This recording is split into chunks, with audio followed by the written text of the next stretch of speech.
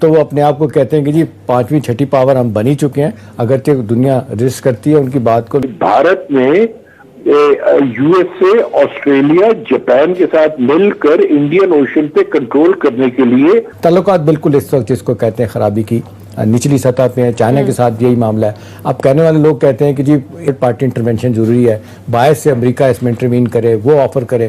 ہندوستان مانتا نہیں ہے، وہ کہتا ہے کہ جی جس طریقے سے شملہ ایگریمنٹ کے تحت یہ طے ہو چکا تھا کہ یہ مسئلہ بائلیٹری حل ہوگا، تیسری فورس باہر سے نہیں آئے گی، بائلیٹری جو بیٹھنا نہیں چاہتا، تیسری قوت کو باہر کی آنا چاہتی، اس کو شامل نہیں کرنا چاہتا، ظاہر ہے لیکن یہ سب ایشو ایک عالمی طور پر بھی سب کے سامنے ہے، تو پھر وہ لوگ اس کو کیوں نہیں کاؤنٹر کرتے؟ دیکھیں بات یہ ہے کہ دنیا اس پہ باتیں کر رہی ہے، یہ نیوکلیر فلیش پوائنٹ اس ریجن کو کہا جاتا ہے، اور لیکن سوال یہ ہے کہ اس میں اب ضروری ہو گیا کہ باہر سے تھرڈ پارٹی انٹرونشن ہو، ثالثی کے لیے کوئی جس طرح پریزیڈنٹ ٹرمپ نے 2-3 دفعہ کہا ہے لیکن اس پہ عمل درآمد نہیں ہو سکا۔ اس وقت جو چین کا اور بھارت کا جو جھگڑا چل رہا ہے اس کی وجہ سے یہ ہے کہ بھارت میں 66 انفراسٹرکچر پروجیکٹس جو ہیں وہ لداخ کے ایریا میں بنا رہا تھا، اس کی وجہ سے ان کے لیے بے حد آسان ہو جانا تھا کہ وہ کسی بھی طور پر جا کر آپ کے گلگت بلتستان میں کسی قسم کا مس ایڈونچر کر سکتے تھے۔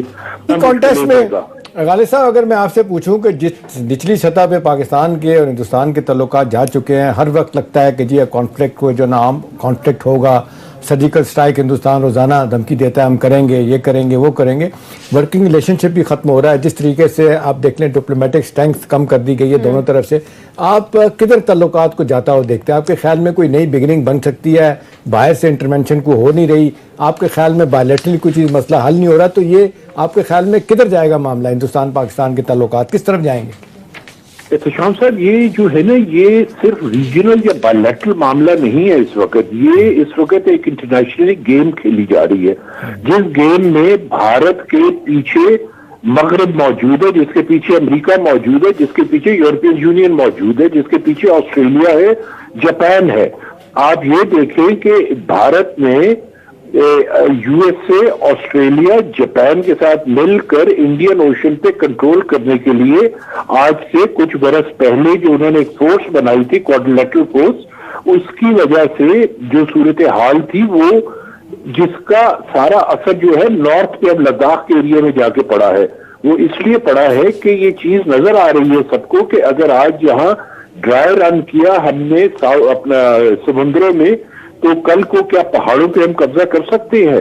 بھارت کی تو جو خواہش ہے وہ یہ ہے کہ اپنے آپ کو کسی طرح منی سپر پاور بنا لے۔ ان کی جو ڈیزائنز ہیں وہ اتنے بڑے ہیں، they have grand designs but fortunately اور unfortunately۔ لیکن غالب صاحب ساؤتھ چائنا سی میں جو ابھی آپ بات کر رہے ہیں، جس طریقے سے جاپان اور اس کے بعد فلپین اور آسٹریلیا کے ساتھ مل کے امریکہ سب کچھ کروا رہا ہے، صرف ان کا سٹائل ہے، پوسچرنگ جس طریقے سے وہ کر رہے ہیں، مسلسل مستقل بنیادوں پہ ان کے جہاز جو ہے نا بڑے وہاں پہ کھڑے ہیں، سیچر جو ایگریسو سٹائل جو اب دکھائی دے رہا ہے ایک مدت کے بعد، آپ کے خیال میں اس کی کیا اہمیت ہے؟ دیکھیں مجھے تو جو نظر آتا ہے جی، اگر اس برس الیکشنز امریکہ میں نہ ہو رہے ہوتے اور آج سے 2 برسوں کے بعد ہوتے یا 3 برسوں کے بعد ہوتے تو اس وقت یہ کانفلکٹ جو ہے بہت تیزی کے ساتھ پھیلنے کے امکانات تھے۔ اب چونکہ وہاں اس وقت الیکشنز ہونے والے ہیں تو 2 صورتحال ہیں جس کے تحت امریکی صدر جو ہیں ڈونلڈ ٹرمپ وہ ایک نئی ٹرم لے سکتے ہیں۔ پہلی کیا ہے کہ وہ ایران کے خلاف کسی قسم کا ایڈونچر کریں، دوسری کیا ہے کہ وہ بھارت کی کھل کر سپورٹ کریں اور چین کے خلاف کسی قسم کا مس ایڈونچر کریں۔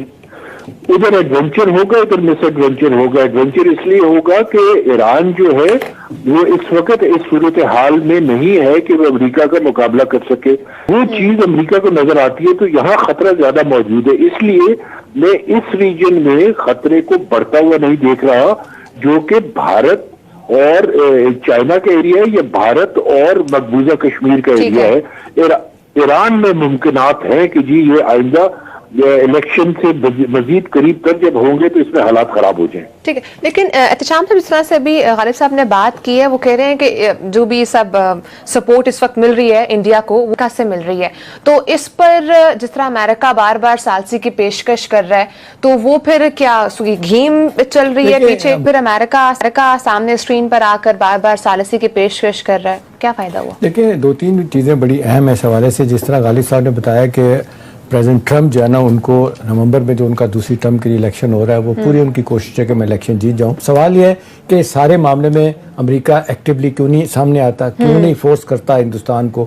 کہہ تو دیا 2-3 دفعہ، لیکن ساتھ پریزیڈنٹ ٹرمپ یہ بھی کہتے ہیں کہ جی اگر ہندوستان مانے گا، کہے گا، تو پھر ہم ثالثی کے لیے تیار ہوں گے. ان تو وہ کہتے ہیں دونوں پارٹیاں میں کہیں، امریکہ یہ کہتا ہے، لیکن ہندوستان منع کر دیتا ہے. وہ کہتے ہیں جی ہم نے نہیں کرنا، یہ ہمارا معاملہ ایسا ہے کہ ہم بائیلیٹرلی دو طرفہ طور پہ حل کریں گے، شملہ ایگریمنٹ کے تحت، لاہور ڈیکلیریشن کے تحت. پاکستان یہ کہتا ہے کہ ہم نے بڑی کوشش کر لی، ہم نے جس طریقے سے آپ کو بیک ٹو بیک کہتے ہیں بے شمار ہم نے آپ کو آپ کی باتیں مانی. مشرف کے زمانے میں بات چیت جب شروع ہوئی تھی، پاکستان کا 50 سال کا ایک سٹینڈ تھا جو پاکستان نے چھوڑا. پاکستان یہ کہتا تھا کہ جی جب تک کشمیر پہ بات نہیں ہوگی، کوئی تجارتی بات نہیں ہوگی، کوئی تجارت یا اور معاملات پہ بات نہیں ہوگی.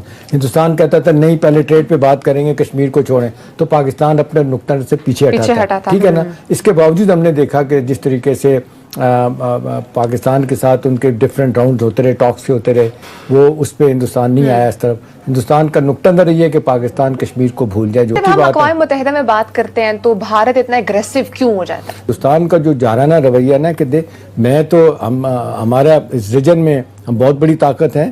اب تو وہ اپنے آپ کو کہتے ہیں کہ جی 5ویں 6ٹھی پاور ہم بن ہی چکے ہیں، اگرچہ دنیا رجسٹ کرتی ہے ان کی بات کو.